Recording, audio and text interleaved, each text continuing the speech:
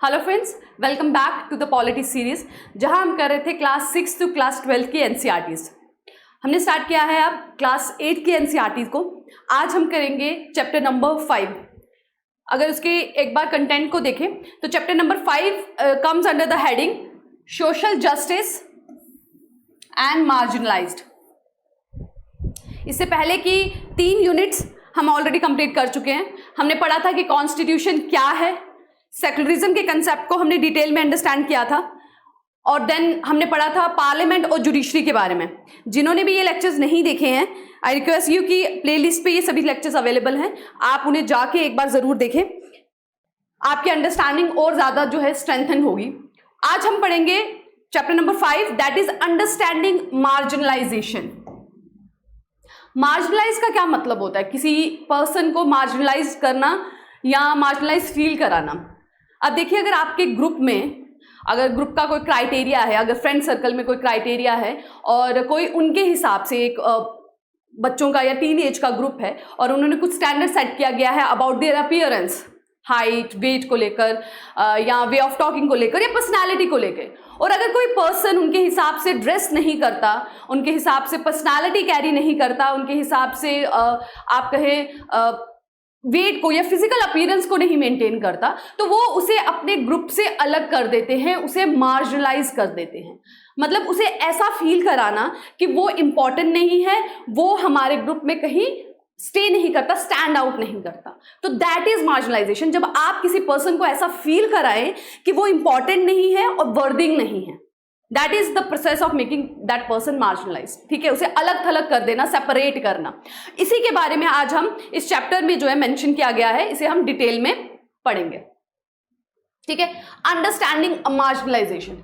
सो अगर हम सोसाइटी में देखें, कौन से ऐसे ग्रुप हैं जिनको सोसाइटी के जनरल लोग सेपरेट रखते हैं, सेपरेट ट्रीट करते हैं, मार्जिनलाइज करते हैं। ठीक है, मार्जिनलाइज मैंने आपको बताया, जिनको अलग थलग कर देना, जो आपके एक सेट क्राइटेरिया में सोसाइटी, समाज जनरली जिसको जिंदगी जीने का एक सेट क्राइटेरिया मानता है कि आपको इस तरह से कपड़े पहनने हैं, इस तरह से खाना खाना है, इस तरह का मैनरिज्म आपका होना चाहिए, उस क्राइटेरिया में जो सेट नहीं बैठता वो उसे सेपरेट कर देते हैं, उसे मार्जिनलाइज कर देते हैं। ठीक है, तो सोसाइटी में ऐसे कौन से लोग हैं जो ऐसी कौन सी क्लासेस है जिसे जनरली मार्जिनलाइज किया जाता है? उसमें 2 आ जाते हैं। वन इज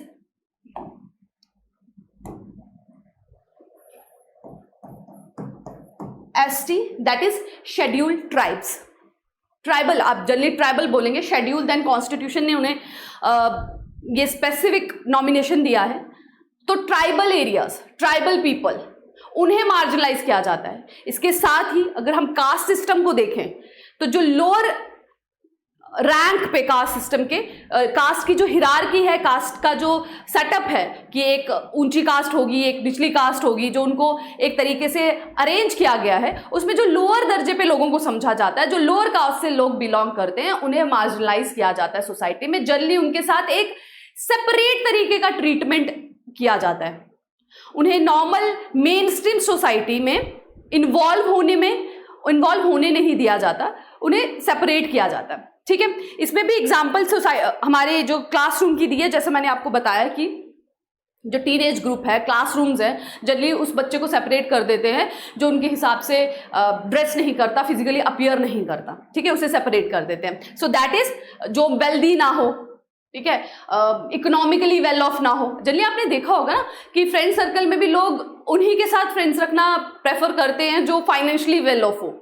जो पुअर हो उससे लोग सब दूर ही रहना पसंद करते हैं। तो दिस इज मार्जिनलाइजेशन, है ना, कि किसी को आप उसकी अपीयरेंस के बेस पे अलग कर रहे हैं, किसी को इकोनॉमिक स्टेटस के बेस पे अलग कर रहे हैं, किसी को कल्चर के बेस पे कर रहे हैं, किसी को कास्ट के बेस पे कर रहे हैं।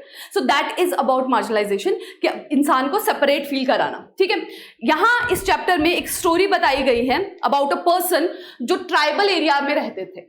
ठीक है, उनसे उनके जो ग्रैंड सन्स हैं वो पूछते हैं, ग्रैंड चाइल्ड जो हैं वो पूछते हैं कि किस तरह से वो यहाँ पर शिफ्ट हुए। वो दिल्ली में रहते हैं। जो स्टोरी है about a person who was a tribal area में रहते थे। ट्राइबल आप किसे कहेंगे, अगर आप इसको हिंदी में समझना चाहें तो आदिवासी लोग, है ना, जो अभी तक मेन स्ट्रीम सोसाइटी में नहीं आए हैं।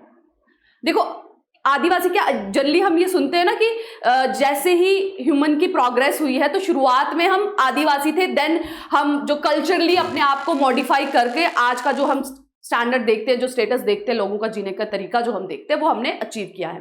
पहले लोग जंगल में रहते थे, ठीक है, उसी तरीके का उनका खान पान हुआ करता था। कामकाज क्या करते थे, जंगलों से जानवरों को पकड़ना या लकड़ी काटना, जहां जंगल में जो भी सामान मिल जाता है उसी से वो अपना जो है जीवन यापन किया करते थे, ठीक है। तो उस तरह का लाइफस्टाइल जीने वाले लोगों को ट्राइबल कंसीडर किया जाता है, आदिवासी समझा जाता है, ठीक है।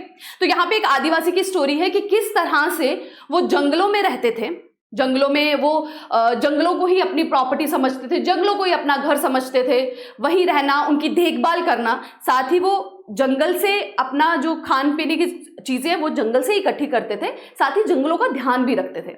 लेकिन जैसे ही डेवलपमेंट शुरू हुई, इंडिपेंडेंस के बाद जैसे ही गवर्नमेंट ने ये डिसाइड किया कि अब डेवलपमेंट होनी चाहिए, बड़ी बड़ी इमारतें, सड़कें, इंडस्ट्रीज बननी चाहिए, तो जरूरत पड़ी मिनरल्स की, ठीक है। तो मिनरल्स मैक्सिमम फॉरेस्ट एरियाज में पाए जाते थे, जंगलों में, और जंगल में कौन रहते थे, ट्राइबल पीपल, आदिवासी लोग। तो जंगल में जब मिनरल्स वहां से लेने थे तो जंगलों को साफ करना पड़ा, जंगलों से पेड़ों को काटना पड़ा, उस एरियाज को साफ करना पड़ा। तो आदिवासी लोगों के जो घर थे, जो लैंड थे, वो उनके हाथों से चले गए।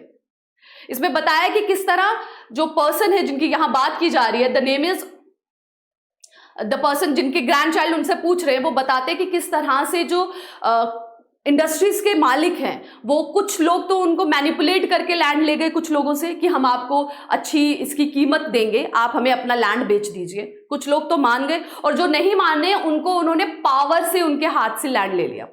और जब लैंड ले लिया तो उसके बाद उनको कीमत भी अच्छी नहीं दी, ठीक है। उनका जो लैंड था, जमीन थी, उसकी उनको पैसे भी अच्छे नहीं मिले। इतने ही पैसे मिले कि मुश्किल से वो 1-2 महीना उनका जो खर्चा है वो चल पाया, और उनको वहां से डिस्प्लेस कर दिया गया, निकाल दिया गया उस जगह से जहां पे वो पिछले कई सालों से रह रहे थे। जनरेशन की जनरेशन उनकी वहां रह रही थी, और उनको और कुछ आता भी नहीं था करना उसके अलावा। फिर वो वहां से उनको निकाल दिया गया, वो शिफ्ट हो गए बड़ी बड़ी सिटीज में। अब क्योंकि ना उनके पास एजुकेशन है, ना उनके पास स्किल है, तो वो लोग क्या काम करेंगे, तो उनको मिनिमल जॉब्स जो मिलती गई वहां पे वो करते रहे, और जिसकी वजह से उनका जो लिविंग स्टैंडर्ड है, जीवन का जो स्तर है, वो बहुत नीचे आ गया, जिसका उनको बहुत ज्यादा सफर करना पड़ा। तो यही एक स्टोरी यहाँ पे बताई गई है अबाउट अ ट्राइब पर्सन, ठीक है, जो ट्राइबल एरिया में रहते थे, और डेवलपमेंट के कारण उनको वहां से, अपनी जगह से उन्हें निकाल दिया गया, ठीक है। अगर हमारे इंडिया के स्टेटस की बात करें कि हमारे देश में अराउंड 8% आदिवासी लोग मिलते हैं, ट्राइबल पीपल मिलते हैं। हमारी जो टोटल जनसंख्या है उसका जो 8% है, दैट इज ट्राइबल पीपल्स, ठीक है। और अगर आप इनकी सोसाइटी की बात करें ना, शेड्यूल्ड ट्राइब्स की, ये जो ट्राइबल पीपल्स, इनकी सोसाइटी की बात करें तो ये ज्यादातर ना इगैलिटेरियन होती हैं। इगैलिटेरियन का क्या मतलब है कि इनकी सोसाइटी में ना, जिस तरह से आप हमारी सोसाइटी को देखें, हम जहां रहते हैं, जो हमारा कल्चरली आप जिसको मॉडर्न सोसाइटी कहते हैं, वो इगैलिटेरियन नहीं है, बराबर नहीं है। वहां पे जेंडर के बेस पे भी हिरार्की है।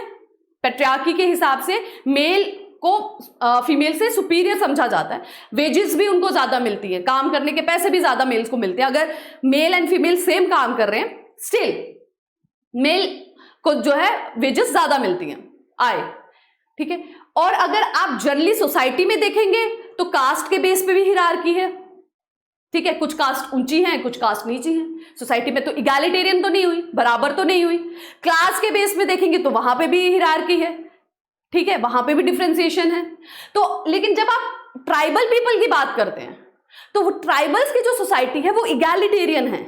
आप सेक्स के बेस में कहें, जेंडर के बेस में कहें, या फिर आप कास्ट सिस्टम वहां एग्जिस्ट ही नहीं करता, वहां कास्ट सिस्टम नहीं एग्जिस्ट करता, ठीक है। जेंडर में भी फीमेल की उतनी ही वैल्यू है जितनी मेल की है। मोस्टली किसी किसी सोसाइटी में, कुछ ट्राइबल सोसाइटीज में, जैसे आप नायर्स हो गए साउथ के, ठीक है, एक ट्राइबल सोसाइटी है नायर्स, साउथ इंडिया में है, वो तो मैट्रियार्कल सोसाइटी है। मैट्रियार्कल का क्या मतलब हुआ, जैसे पैट्रियार्की होती है ना, जहां पे जो घर का सबसे बड़ा मेल होता है उसकी अथॉरिटी होती है, उसी तरह से मैट्रियार्कल का मतलब है जो घर की सबसे बड़ी फीमेल है female member, the eldest female member of a family, उसकी अथॉरिटी होगी। तो बहुत सी सोसाइटी, बहुत सी ट्राइबल सोसाइटीज हैं जो मैट्रियार्कल है।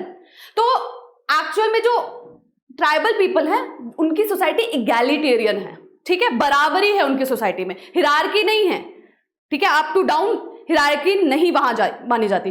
और इनके कैरेक्टरिस्टिक फीचर्स की बात करें हम, इगैलिटेरियन हो गया। दूसरा, इनका जो ऑक्यूपेशन होता है, मोस्टली ट्राइबल पीपल या तो एग्रीकल्चर करते हैं या फिर ये डिपेंड करते हैं फॉरेस्ट प्रोड्यूस पे,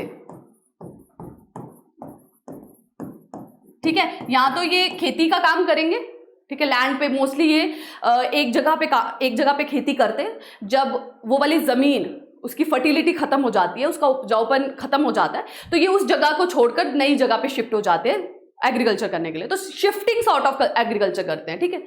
सो या तो ये एग्रीकल्चर करेंगे या फिर फॉरेस्ट प्रोड्यूस, फॉरेस्ट से जो सामान मिलते हैं, टिम्बर मिलता है, जो भी फाइबर्स, जो भी हनी, गम्स वगैरह वहां से मिलते हैं, वो लेते हैं, उन्हें बेच के उनका उस हिसाब से ये अपना जीवन यापन करते हैं। तो ऑक्यूपेशन इज मोस्टली एग्रीकल्चर और based on the forest produce. और अगर आप इनके वर्शिप की बात करें, इनका कोई फिक्स रिलीजन नहीं है, दे वर्शिप ट्रीज और फॉरेस्ट, एनिमल्स को करेंगे, ट्रीज को करेंगे, उनको वर्शिप करते हैं। और वर्शिप करने के लिए इन्होंने फॉरेस्ट के कुछ एरियाज होते हैं जो सेपरेट रखे होते हैं, जिनको ये क्या कहते हैं,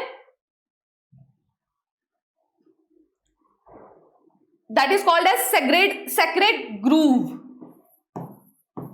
ये आप अपने जब मेंस आंसर राइटिंग करते हैं ना, तो उसमें आप मेंशन भी कर सकते हैं, इन्वायरमेंट के पोर्शन में भी मेंशन कर सकते हैं, ठीक है, सेक्रेड ग्रूव कहते हैं। फॉरेस्ट में कुछ एरियाज होते हैं जो इन्होंने सेपरेट किए होते हैं, जहां पे कोई पर्टिकुलर टाइप का ट्री होगा, प्लांट्स होंगे, वहां पे ये वर्शिप करते हैं, उसे देवताओं की तरह पूजते हैं, ठीक है, डाइटी की तरह उसकी ये पूजा करते हैं, और उस एरियाज को पूरा मेंटेन करके रखते हैं। उसकी प्रिजर्वेशन करना, उसकी कंजर्वेशन करना, ये उनकी रिस्पॉन्सिबिलिटी होती है, उसे किसी भी तरह से वो हानि नहीं आने देते। तो इस तरह से ये हमारी बायोडाइवर्सिटी को, इकोसिस्टम को भी जो प्रिजर्व करने में बहुत हेल्प करते हैं, ठीक है। This is about tribal peoples और उनकी जो है लाइफ या सोसाइटी के बारे में आप कहें कुछ कैरेक्टरिस्टिक्स फीचर्स हैं, ठीक है। और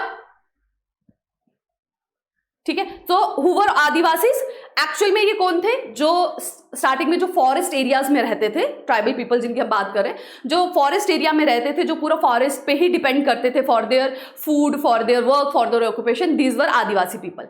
लेटर ऑन जब अंग्रेज आए यहाँ पर, जब ब्रिटिश सरकार यहाँ पर आई, ब्रिटिश सरकार ने पहले तो उनको सोचा कि इनको आइसोलेट छोड़ देना चाहिए, ठीक है, इनके साथ कोई इंटरफेयर नहीं करना चाहिए। लेटर ऑन जब उन्हें पता चला कि वहां मिनरल्स हैं यहाँ पे, या फिर कोई इंडस्ट्रियल वर्क करना है, तो उन्होंने ये कोशिश की कि उनको उस जगह से हटाकर, फॉरेस्ट एरिया से हटाकर, उनको क्या किया जाए, कन्वर्ट किया जाए। क्योंकि ब्रिटिशर्स का मेन, जब ब्रिटिशर्स यहां पर आए तो उनके साथ ही आए क्रिश्चियन मिशनरीज भी, जिनका मकसद था अपने रिलीजन को ज्यादा से ज्यादा फैलाना। तो रिलीजन को फैलाने के लिए ज्यादा से ज्यादा लोगों को उस रिलीजन में लाना जरूरी था। तो उनका टारगेट कौन बने, उनका टारगेट बने वो लोग जिनको कन्विंस करना इजी था, जो अनपढ़ हो, इलिटरेट हो, जिनको नॉलेज ना हो ज्यादा, उन्हें कन्वर्ट करना इजी रहता है। तो उन्होंने टारगेट किया ट्राइबल पीपल्स को और उन्हें किया convert in Christianity, and large number of people, large number of Adivasis get converted to Christianity. Fine.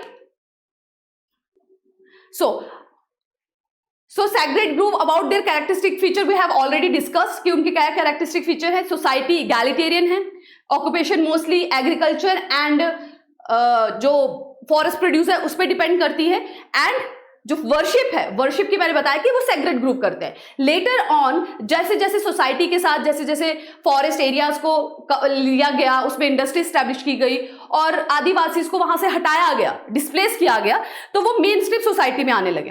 कुछ लोगों को तो कन्वर्ट कर दिया गया बाय ब्रिटिशर्स इन क्रिश्चियनिटी, कुछ लोगों ने और धर्म भी इंक्लूड जो है अपना लिए, हिंदुइज्म में, वैष्णविज्म में चले गए, ठीक है, शैविज्म में चले गए, अलग अलग जो रिलीजन है, बुद्धिज्म आप बोलें, बुद्धिज्म भी बहुतों ने अडॉप्ट किया जब वो मेन स्ट्रीम सोसाइटी में आ गए, ठीक है, बुद्धिज्म, क्रिश्चियनिटी,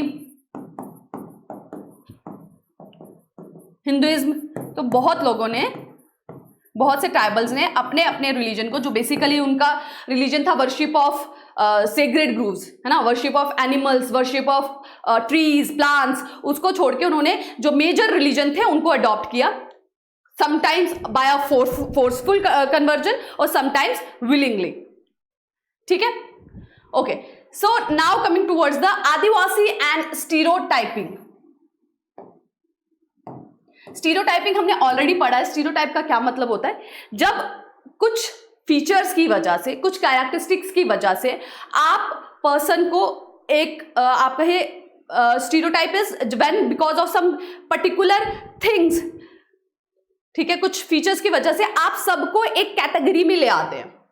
किसी एक पर्सन की वजह से आप सबको एक ही कैटेगरी में ले आते हैं। जैसे कि आपने जनरली देखा होगा कि अगर जेंडर के बेस पे अगर आप कहें तो लड़कियों की क्या स्टीरियोटाइपिंग की जाती है कि लड़कियां अक्सर जो है डॉल से खेलनी चाहिए, है ना, लड़कियों को अक्सर वो काम करना चाहिए जहां पे there is a need of emotions की, ठीक है, क्योंकि ये बहुत सबमिसिव होती हैं, तो जहां पे इमोशन, लव, केयर की जरूरत है वैसा वैसा ऑक्यूपेशन पे फीमेल शुड बी एम्प्लॉयड। ठीक है, तो दिस इज स्टीरियोटाइपिंग। एक्चुअल में उनकी क्या कैपेबिलिटी है उस पर ये डिपेंड नहीं करता है, ये सिर्फ स्टीरियोटाइप कर दिया गया सोसाइटी से, एक ग्रुप में उनको डाल दिया गया। उसी तरह से जो आदिवासी हैं उनको, उनके साथ भी ये स्टीरियोटाइपिंग होती है। उनको जल्दी, क्योंकि ये देखा गया है कि आदिवासी थे, क्योंकि जंगलों में रहते थे, उनका लिविंग बहुत सिंपल होता था, एजुकेशन में बहुत पिछड़े थे, उनको नॉलेज होती थी जंगल के, आप जड़ी बूटियों की बोले उनकी बहुत नॉलेज होती थी, पेड़ पौधों की नॉलेज थी, इकोसिस्टम को प्रिजर्व करते थे, बट वेस्टर्न एजुकेशन की कोई नॉलेज नहीं थी। ठीक है, मेन स्ट्रीम सोसाइटी की तरह कोई ऑक्यूपेशन नहीं था उनका, लैंग्वेज उनकी डिफरेंट थी, कल्चर उनका डिफरेंट था, रिलीजन उनका पेड़ों को पूजा करना था। ठीक है, वेस्टर्न एजुकेशन उनके पास नहीं थी, उनके जो आप कहे अपीयरेंस डिफरेंट थी, रहने का तरीका उनका डिफरेंट था। सो उस वजह से उनको एक सेपरेट वे से शो किया जाता था। अक्सर आपने मूवीज में भी देखा होगा तो आदिवासी को क्या, वो एक इंस्ट्रूमेंट लेकर जब वो किसी भी पर्सन को इकट्ठा कर लेते हैं और उसकी बलि चढ़ाने लगते हैं, इसी तरह से दिखाया गया है ना, कि वो जानवर खाते हैं, बहुत ही आप कहे तो बार्बिज्म टाइप की लाइफ को जीते हैं। This is stereotyping. एक्चुअल में आदिवासी कैसे रहते हैं वो जाने बगैर सिर्फ कुछ लोगों को देखकर ये डिसाइड कर लिया गया कि ये पूरी कम्युनिटी इसी तरह की लाइफ जीती है, जबकि बहुत सी ट्राइब्स हैं। जैसे मैं आपको एक एग्जांपल दूंगी, मीना ट्राइब जो राजस्थान की है, that is also a tribe. ठीक है, वो भी आदिवासी ही है, बट आज इस ट्राइब से मैक्सिमम पर्सन एडमिनिस्ट्रेटिव ऑफिसर्स है, ब्यूरोक्रेट्स हैं। वो मेन स्ट्रीम सोसाइटी में इतना मिंगल हो गई है कि यू कैन नॉट आइडेंटिफाई कि दैट वर आदिवासी समटाइम। तो स्टीरियोटाइपिंग होती है कि एक पर्सन की वजह से आप पूरे, कुछ लोगों की वजह से आप पूरे ग्रुप को बोले कि उनका जो जीने का तरीका है, लाइफ जीने का तरीका है, जो फीचर्स है वो ऐसे हैं। ठीक है, तो आदिवासी के साथ भी उनको प्रिमिटिव समझा जाता था, पिछड़ा, बार्बरिज्म तरीके से जीते हैं। ठीक है, बलियां दी जाती हैं इंसानों की, ये सब थॉट प्रोसेस आदिवासी के साथ जोड़ा जाता था कि वो इसी तरह की लाइफ जीते हैं। ठीक है, fine, okay. Now Adivasis and development, कि व्हाट इज द डेवलपमेंट के साथ जैसे जैसे देश में डेवलपमेंट स्टार्ट हुई तो आदिवासीज को इसका क्या इम्पैक्ट पड़ा। जैसे मैंने आपको पहले एक्सप्लेन किया कि जैसे ही देश आज़ाद हुआ तो देश में आज़ाद होने के साथ ही बहुत सारी डेवलपमेंट, बहुत सारे फाइनेंसेस की ज़रूरत थी। उसके लिए ज़रूरत थी बनाने की इंडस्ट्रीज, और इंडस्ट्रीज के लिए चाहिए थे मिनरल्स, और मिनरल्स मैक्सिमम मिले कहाँ, फॉरेस्ट एरियाज में। और फॉरेस्ट एरियाज में कौन रहते थे, आदिवासी। तो जब फॉरेस्ट एरिया से मिनरल्स को निकालना था तो उन एरिया को किया गया क्लीन, और बहुत लार्ज स्केल पे डिस्प्लेस्ड हुए आदिवासीज।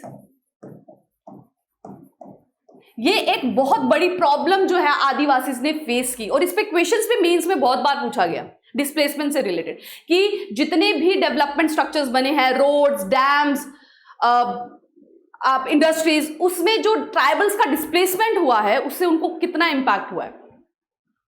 ठीक है, लार्ज स्केल पे ट्राइबल्स डिस्प्लेस हुए, उनका जो मेन स्ट्रीम ऑक्यूपेशन था वो उनसे छीन लिया गया, क्योंकि वो करते थे कल्टीवेशन, एग्रीकल्चर करते थे। ठीक है, और एग्रीकल्चर लैंड चला गया तो वो एग्रीकल्चर कर नहीं सकते थे, फॉरेस्ट छिन गए, फॉरेस्ट प्रोड्यूस भी नहीं कर सकते थे, और कोई काम स्किल उनके पास थी नहीं। ठीक है, फॉरेस्ट रिसोर्सेज भी उनसे ले लिए गए।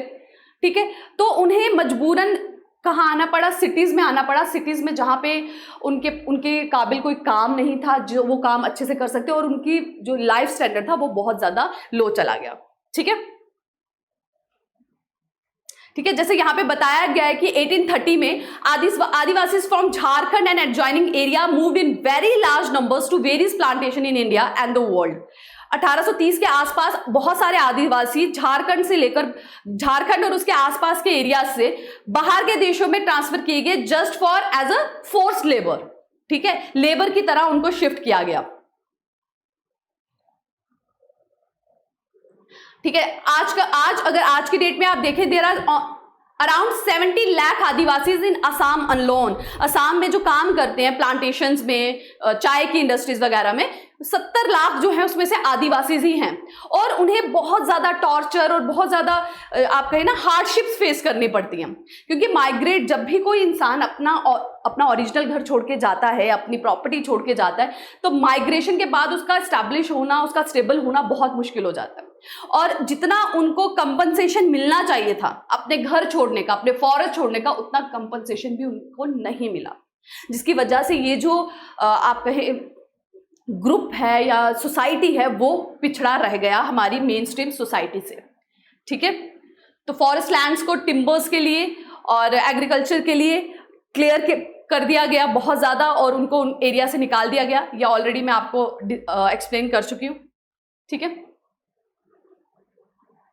Okay. So as a result of migration and displacement क्या देखते हैं हम कि अराउंड 45% ऑफ ट्राइबल ग्रुप्स जो है वो रूरल एरियाज में हैं, माइग्रेट हो जाते हैं, और 35% जो है वो माइग्रेट करते हैं अर्बन एरियाज में। एज अ रिजल्ट ऑफ जो लैंड्स को क्लियर कर दिया गया ना, डिस्प्लेसमेंट भी कह सकते हैं आप इसे, माइग्रेशन भी कह सकते हैं। जब डेवलपमेंट की वजह से फॉरेस्ट को क्लियर किया गया तो अराउंड 45% लोग गांव की तरफ पलायन कर गए और 35% they go to the urban area, जिसकी वजह से वो पॉवर्टी लाइन के नीचे आ गए। लिटरेसी बहुत ज्यादा कम थी, क्योंकि जिस तरह का वो सोसाइटी जीते थे वहां पे लिटरेसी रेट, एजुकेशन सिस्टम था नहीं। और जब ये माइग्रेट किए तो उनके पास लाइफ आप कहें स्टेबल, मेन जो द नेसेसिटीज ऑफ लाइफ ही नहीं थी उनके पास फूड, बेसिक हाउस, ये सब फैसिलिटीज ही नहीं थी। तो जो एजुकेशन है वो तो कहीं पीछे ही छूट गई, तो लिटरेसी रेट भी बहुत ज्यादा कम हो गया। ठीक है, अब इन सब चीजों को ध्यान में रखते हुए हमारे कॉन्स्टिट्यूशन में कुछ स्पेसिफिक प्रोविजंस दिए गए हैं फॉर दीज ट्राइबल पीपल्स, क्योंकि हमने ये देखा कि इनके साथ हिस्ट्री में और जब से इंडिपेंडेंस हुई तब से बहुत सी जो है आप एक तरह से कहें कहीं ना कहीं डिस्क्रिमिनेशन हुई है। तो हमारी कॉन्स्टिट्यूशन में कुछ स्पेशल प्रोविजन इनके लिए दिए गए हैं, जिससे ये इंश्योर किया जा सके कि ये भी मेन स्ट्रीम सोसाइटी के साथ डेवलप करे और इनका एक होलिस्टिक डेवलपमेंट हो। ठीक है, कि ये भी बाकी सोसाइटीज़ के साथ ही आगे बढ़े। सबसे पहले जो फंडामेंटल राइट्स हमने पढ़े थे, जिसमें फंडामेंटल राइट में आता है आर्टिकल 29 एंड 30, जो बात करता है अपने कल्चर और अपने एजुकेशन और अपने कल्चर को प्रिजर्व करने की। तो वो हक इन ट्राइबल पीपल्स को भी है, अपना कल्चर, अपनी लैंग्वेज, उसे प्रिजर्व करना, अपने स्क्रिप्ट को प्रिजर्व करना और उसे आगे बढ़ाना। तो इनके स्पेसिफिकली जो एजुकेशनल इंस्टीट्यूशन होते हैं जो इन्हीं के लैंग्वेज को पढ़ाएं, उसी को आगे बढ़ाएं, उसके लिए गवर्नमेंट फंडिंग भी देती है। ठीक है, सो fundamental right article 29 and 30 is about the conservation of और द प्रिजर्वेशन ऑफ, कंजर्वेशन नहीं कहेंगे, protection of their culture and language right. ठीक है, साथ ही आर्टिकल 46 जो डीपीएसपी का आता है, directive principle of state policy में आता है आर्टिकल 46, वो स्टेट को ये इंश्योर करता है, ये वो स्टेट को इस चीज के लिए कंपेल करता है कि वो प्रमोट करे education and economic interest of weaker section.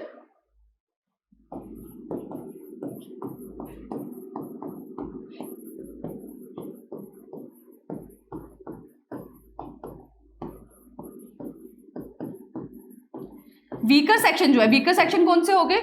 जो फाइनेंशियली जो इकोनॉमिकली, जो एजुकेशनली, जो health wise main stream society से कहीं पीछे रह गए, तो दैट इज जिनकी पॉपुलेशन कम है, वो हो गए weaker section.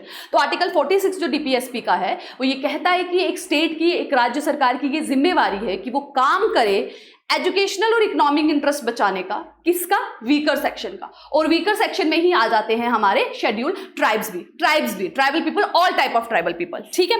Then comes the article 330। Article 330 बात करता है रिजर्वेशन की in the Lok Sabha. Just a second, ये कुछ प्रोविजंस हैं जो कॉन्स्टिट्यूशन में दिए गए हैं ताकि इनके साथ भी डिस्क्रिमिनेशन ना हो, और जो ये पीछे रह गए बिकॉज ऑफ इनके डिस्प्लेसमेंट, इनके जो बेसिक लैंड्स हैं इनसे छीन लिए गए, वो राइट्स इनको वापस मिले, उसके लिए कुछ प्रोविजन दिए गए हैं हमारे कॉन्स्टिट्यूशन में। आर्टिकल 330 बात करता है रिजर्वेशन ऑफ सीट्स की इन लोकसभा, ठीक है, क्योंकि हमने देखा कि हमारे देश में डेमोक्रेसी है, पार्लियामेंट्री फॉर्म ऑफ गवर्नमेंट है, तो जब सरकार में ऐसे लोग होंगे जो ट्राइबल सोसाइटी से ही आते होंगे, तो वो ऐसे कानून बनाने में ज्यादा सहयोग देंगे जो ट्राइबल्स के बेनिफिट के लिए हो, ठीक है। तो अब ज्यादा से ज्यादा लोग मिनिस्ट्रीज में, पार्लियामेंट में ट्राइबल सोसाइटी से आए, उसके लिए रिजर्वेशन रखी गई लोकसभा में ट्राइबल पीपल्स के लिए। सिमिलरली आर्टिकल 332 बात करता है reservation in legislative assembly, Vidhan Sabha. Legislative assembly क्या हो गया? विधानसभा, जो स्टेट की असेंबलीज होती हैं। तो स्टेट असेंबली में भी रिजर्वेशन है ट्राइबल्स के लिए आर्टिकल 332 के अंडर। आर्टिकल 330 के अंदर रिजर्वेशन है लोकसभा में। तो इससे क्या होगा? उनको रिप्रेजेंटेशन मिलेगी और वो अपने बेनिफिट के लिए कानून बनाएंगे और एक इंक्लूसिव ग्रोथ होगी सोसाइटी की, ठीक है। इसी तरह से इनकी आर्टिकल 335 बात करता है रिजर्वेशन इन गवर्नमेंट जॉब्स, क्योंकि हमने देखा कि उनसे उनके घर डिस्प्लेस हो गए, घर छिन गए, लैंड छिन गया, तो उनको एक सही जॉब मिले जिससे उनकी जो लाइफ है वो स्टेबल तरीके से चल पाए, मेन स्ट्रीम सोसाइटी के साथ इनकलकेट होके। तो उनके रिजर्वेशन दी गई गवर्नमेंट जॉब में बाय आर्टिकल 335, ठीक है। इस मार्जिनलाइजेशन के साथ एक और मार्जिनलाइजेशन का इसमें जिक्र किया गया है इस चैप्टर में, दैट इज अबाउट मुस्लिम्स, जो रिलीजियस मार्जिनलाइजेशन आ जाती है, ठीक है। जब हम ट्राइबल्स की बात कर रहे थे तो वो थी सोसाइटी के हिसाब से कि वो किस तरह से जनरली कल्चर बेस्ड मार्जिनलाइजेशन थी, क्योंकि ट्राइबल्स जो है उनका कल्चर डिफरेंट होता है, लैंग्वेज डिफरेंट होती है, ठीक है। अब मुस्लिम्स के साथ जो मार्जिनलाइजेशन हुई है, उन्हें जो अलग थलग किया गया है, सेपरेटिज्म का जो फील कराया गया है, that is based on the religion, ठीक है। अब ये रिलीजन जो है माइनॉरिटी में है हमारे देश में, ठीक है। तो बिकॉज ऐसा हुआ, इनके साथ भी स्टीरियोटाइपिंग इसलिए की गई बिकॉज ऐसा हुआ कि जितने भी मिलिटेंट अटैक हुए या टेररिस्ट अटैक हुए उसमें मोस्टली कल्प्रिट्स वर मुस्लिम्स, तो स्टीरियोटाइपिंग हो गई कि mostly Muslims are related to this type of activities. कुछ लोगों की गलती की वजह से पूरे के पूरे ग्रुप को ही टारगेट किया गया। So this has been seen, एक कमेटी बैठी थी that is called Sachar committee.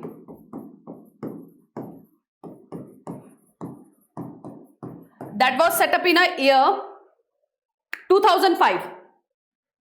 2005 में ये कमेटी थी, इसे इसीलिए बिठाया गया था, इसीलिए नियुक्त किया गया था कि ये देखे कि किस लेवल की मार्जिनलाइजेशन मुस्लिम्स के साथ होती है इस देश में, ठीक है। इस देश में किस लेवल तक उनको मार्जिनलाइज किया गया है। तो इन्होंने ये आइडेंटिफाई किया कि अगर देखा जाए तो हायर एजुकेशन में, जॉब्स में, डिफेंस जॉब्स में जो मुस्लिम्स की रिप्रेजेंटेशन है that is way low than the remaining religion. उनकी रिप्रेजेंटेशन अगर एक सर्वे के हिसाब से या एक उसी जो डेटा इन्होंने आउट किया, अराउंड 56 पेजेस की रिपोर्ट इन्होंने शो की थी, उसमें इन्होंने ये बताया कि around just 2% were in the government jobs, और I think the exact percent I don't remember, वो person just very low number were people were getting higher education, ठीक है। लोअर एजुकेशन तो मिल रही थी, हायर एजुकेशन, और साथ ही जो मदरसा की एजुकेशन है, जो मदरसा में जनरली ये एजुकेशन गेन करते हैं, that is also not recognised for higher qualification. ठीक है। और साथ में ये फेस करते हैं one more thing, that is ghettoisation. Ghettoisation क्या होता है कि जब लोगों को एक सिटी के एक पर्टिकुलर एरिया में आप कहें रेस्ट्रिक्ट कर दिया जाए, ठीक है, एक पूरी स्टेट है, उस स्टेट का एक पोर्शन है, एक छोटा portion either in a periphery और इन द सेंटर, उस एरिया में ही पूरे जो पर्सन्स हैं जो इस्लाम को फॉलो करते हैं, दैट वर आप कहें उनको रेस्ट्रिक्ट कर दिया जाए, या वहीं पर वो मिलते हैं, ठीक है, एक पूरे एरिया में। Suppose this is the whole state, तो दिस पोर्शन, ये जो पोर्शन होगा यहां पे सिर्फ मुस्लिम्स होंगे, ठीक है, रिमेनिंग में आपको बहुत कम उनकी पॉपुलेशन मिलेगी। सो दिस इज कॉल्ड गिटॉइजेशन, कि एक पर्टिकुलर पोर्शन में उनको रेस्ट्रिक्ट कर देना। तो ये जो कंडीशन, ये इस टाइप की जो मार्जिनलाइजेशन है, that were faced by the Muslims in our country, which has been found by the Sachar committee, जो कि 2005 में बिठाई गई थी, ठीक है। तो ट्राइब्स के साथ, कास्ट के साथ साथ रिलीजन, पर्टिकुलर रिलीजन्स के साथ भी इस तरह की जो आप कहें प्रैक्टिस है वो देखी गई है, ठीक है। Okay, so what is the conclusion? Conclusion is that कि मोस्टली हमने देखा कि सोसाइटी को कल्चर के बेस पे, रिलीजन के बेस पे मार्जिनलाइज किया गया है, और हमने ये भी देखा कि मार्जिनलाइज जनरली जो है पावरलेसनेस और प्रेजुडिस के साथ कनेक्ट करती है, ठीक है। हमने पहले भी चैप्टर्स में देखा कि रिलीजन हो, कास्ट हो, किसी भी बेस पे डिस्क्रिमिनेशन हो, तो डिस्क्रिमिनेशन जब पीक पे होती है then it leads to powerlessness, ठीक है। तो उन पावर उनके पास रहे उसके लिए कुछ प्रोविजन, कुछ राइट्स जो हैं एंश्योर किए गए हैं, सभी मेंबर्स को मिलते हैं, चाहे वो किसी भी रिलीजन से बिलोंग करते हों, किसी भी ट्राइब से बिलोंग करते हों, किसी भी कास्ट से बिलोंग करते हों। सो मार्जिनलाइजेशन को अवॉइड करने के लिए, मार्जिनलाइजेशन को प्रिवेंट करने के लिए हर सोसाइटी के लोगों ने बहुत बढ़ चढ़ के प्रोटेस्ट किया है। They have work hard and that is the result कि आज की सोसाइटी में they able to get the equal rights, ठीक है। आप कास्ट की बात कर लें तो लोअर कास्ट के लोगों ने भी बहुत स्ट्रगल किया है और तब जाके उनको प्रॉपर राइट्स मिले हैं, और ट्राइबल्स ने भी किया है, जिसके अगले चैप्टर में हम पढ़ेंगे कि किस तरह के हमारी जो गवर्नमेंट है किस तरह के स्टेप्स उठा रही है, कौन कौन सी स्कीम्स लाई हैं, कौन कौन से एक्ट्स लाए हैं, जिससे जो ट्राइबल्स का स्टेटस है उसको इम्प्रूव करने में हेल्प मिली है। सिमिलरली कास्ट में भी, ठीक है, स्पेसिफिक एक्ट्स बनाए गए जिसकी वजह से उनके साथ जो एट्रॉसिटीज़ हैं, जो उनके साथ आप कहे एक तरह से अत्याचार किया जाता है, उसे कम किया गया, ठीक है। इसके लिए उनको प्रोटेस्ट करने पड़े, क्योंकि डेमोक्रेसी की यही ब्यूटी है कि जब आपको ये लगे कि आपसे आपके हक छीने जा रहे हैं, वो हक जो कॉन्स्टिट्यूशन आपको प्रोवाइड करता है, क्योंकि कॉन्स्टिट्यूशन जब बनाया गया, संविधान जब बनाया गया, तो इस चीज़ को ध्यान में रखा गया कि इस देश में बहुत डाइवर्सिटी है, बहुत विभिन्नताएं हैं, कल्चर के बेस पे, लैंग्वेज के बेस पे, रिलीजन के बेस पे। तो इस चीज़ का ध्यान रखा गया कि कोई भी पर्सन के साथ अत्याचार ना हो, एट्रॉसिटी ना हो, हर एक को बराबर के हक मिले। तो जब आपको लगे कि आपके हक छीने जा रहे हैं, तो तब उस सोसाइटी ने, उस पर्टिकुलर सोसाइटी के लोगों ने मिलकर प्रोटेस्ट किया है और गवर्नमेंट को कंपेल किया है कि उनको उनके हक वापस दिए जाएं। उसी चीज़ से मजबूर होकर बहुत से एक्ट्स लाए गए हैं। उन एक्ट्स के बारे में हम नेक्स्ट वाले चैप्टर में पढ़ेंगे। आज के चैप्टर में हमने ये समझा कि किस तरह से लोगों को मार्जिनलाइज फील कराया जाता है, किस तरह से कल्चरली, रिलीजियसली जो है मार्जिनलाइजेशन की जो एक्टिविटी है वो वर्क करती है, और इससे क्या इम्पैक्ट होते हैं। नेक्स्ट लेक्चर में जो नेक्स्ट चैप्टर है उसमें हम रीड करेंगे कि गवर्नमेंट ने क्या स्टेप उठाए हैं इस चीज़ को अवॉइड करने के लिए। आज के लिए इतना ही, मिलेंगे नेक्स्ट लेक्चर में न्यू टॉपिक के साथ। Till then take care, thank you.